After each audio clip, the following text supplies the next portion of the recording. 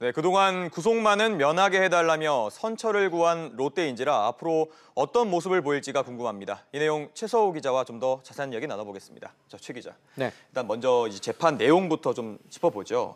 2심 재판부 역시 70억 원을 국정농단 뇌물로 본 건데 실형 대신 집행유예로 감형한 이유가 뭐죠? 네, 이 항소심 재판 과정에서 새롭게 밝혀진 내용들이 신 회장에게 유리하게 작용한 것으로 보이는데요. 대표적으로 안종범 전 수석의 문자 메시지 그리고 안 전 수석이 진술을 번복한 부분이 감형의 결정적 이유로 분석이 되고 있습니다. 예. 이 항소심 과정에서 안종범 전 수석이 신동빈 회장에게 대통령이 만나길 원한다라는 내용의 문자 메시지를 보낸 것이 확인이 되는데 신 회장이 면세점 특혜를 바라고 먼저 대통령에게 청탁을 한 것이 아니다라고 재판부가 해석할 수 있는 대목입니다.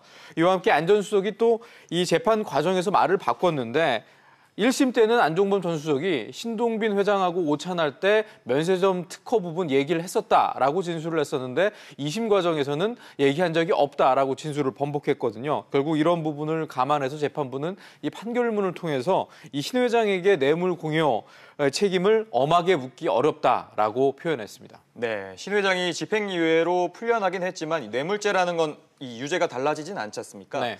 그렇다면 뇌물 대가로 지목된 롯데월드타워 면세점 사업권은 어떻게 되는 겁니까? 예, 관세법에 따르면 이 거짓이나 그 밖에 부정한 방법으로 사업권을 취득했다면 그 사업권을 취소해야 된다 이렇게 돼 있거든요. 예.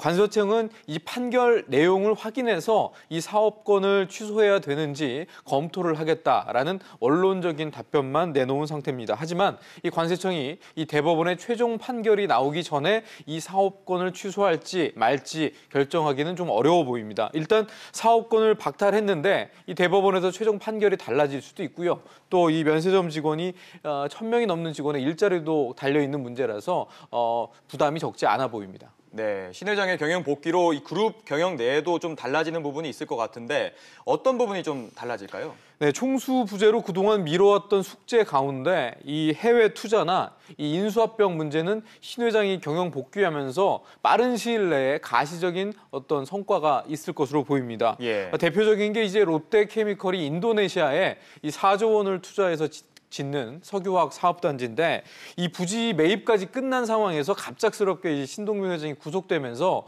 중단이 됐는데요. 이 신동빈 회장이 경영 복귀하면 빠른 시일 내에 재개될 것으로 전망이 되고 있고요. 그간 실무진 검토가 끝났는데 총수가 없어서 최종 결정을 내리지 못했던 10여 건에 달하는 인수합병도 신 회장이 복귀하면서 가타부타 빠르게 결정이 날 것으로 보입니다. 네, 알겠습니다. 최 기자 이야기 잘 들었습니다.